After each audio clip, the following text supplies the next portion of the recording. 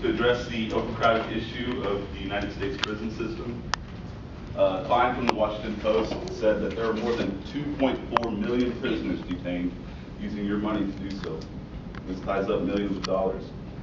That's why my group and I would like to discuss the way juveniles are detained with detention centers, along with ways that we can decrease these numbers and the overall likelihood of them becoming future criminals. Also, we'd like to discuss the luxuries prisoners are allowed, followed by the effects of lowering drug abuse. We're not going to ask you to let prisoners walk free, but in contrast, we want to free up room for more serious offenders like reserve prisoners.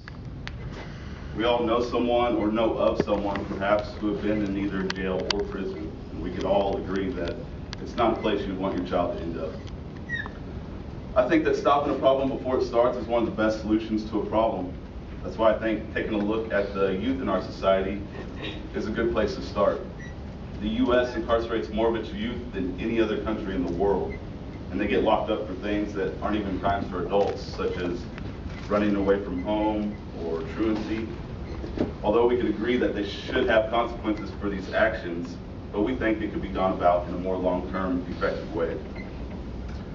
JF from The Economist, he said that once a teen has been detained, they're at a greater risk for dropping out of high school, and also the likelihood of them becoming future criminals is also at stake. The Correctional Association estimates that it costs on average, states on average, of $240 a day per child detained. That's around $88,000 a year. That's a substantial amount of money. We think that we could reinvest this money spent by being proactive in communities and creating things such as youth centers to allow teens to stay active and busy with things like organized sports or learning life skills such as a building trade or taking automotive classes, alongside with counseling for any questions that any of the children might have or teens might have or any problems that they're going through. And since teens that grow up in poverty-stricken areas are at a greater risk for behavioral problems, having these behavioral molding activities available for them potentially set them up for a better future and allow them to become productive members of society. Alright, so like Tyler said, we believe that juveniles are a really big problem in the overcrowding of the prison system today, and again, we should be able to stop this problem before it ever starts. And maybe one of the ways that we can stop this problem is by showing them the seriousness of prison, and they watch all these TV shows and they see that maybe it's not necessarily that bad. I mean, they have all these luxuries, they get to go to the gym, and all kinds of things like that. A man named Danny Hembry was found guilty of murdering a 17-year-old girl and sentenced to death row.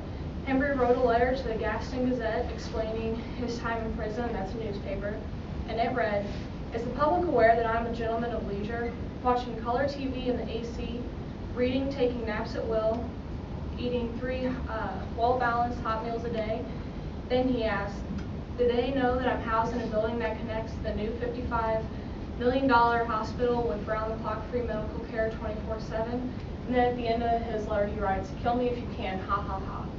So this guy, he was accused of murdering this girl and then he raped her. And he's sitting in prison just bragging about like all the luxuries that he has, and you should be writing a letter to the paper like begging to get out instead of sitting there and bragging about it. So a lot of prisoners have it better, and well, not, there's homeless people that don't have these luxuries. I mean, there's veterans that are homeless, and all these prisoners who are accused of murder and rape, they're sitting in prison, they get books, they get television, they're in the AC, and then they have heat in the winter.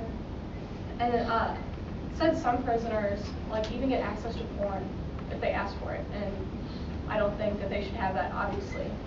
And then Chris Grayling, the Justice Secretary in 2013, he proposed a new idea. He said that if prisoners get all these luxuries, that they should have to go above and beyond. They shouldn't just have all these things handed to them, because there's only 2% of prisoners that have no access to television. So only 2% of all the prisoners in all the prisons have to sit in their cell all day and do nothing. And then the other 98%, they have access to TV and all these other things. And so yeah, he said that they should have to go above and beyond. Like they should have to do extra chores, and they should have to be on really good behavior, and they should have to exceed the limits to get these things. And then a prisoner who is convicted of murder, they should not just get to sit in their cell all day and watch your favorite movie. that just really bugs me. They should have to, again, they should have to sit there and think about why they're in prison, and they're going to suffer the consequences for the actions that they did.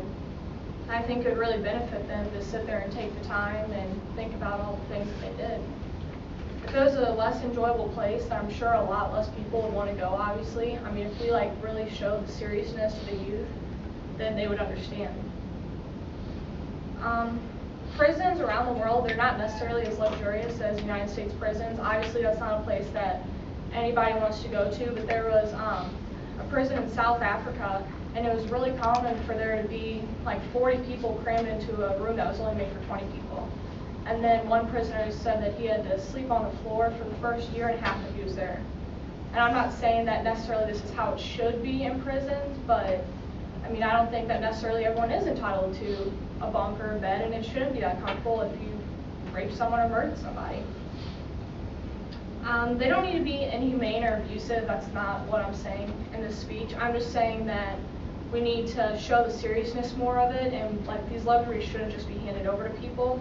And I think that if we really start doing this and kind of show America's youth, then it's really going to prevent the overall crowding altogether. If we start with the youth, then it's going to affect us in the long run.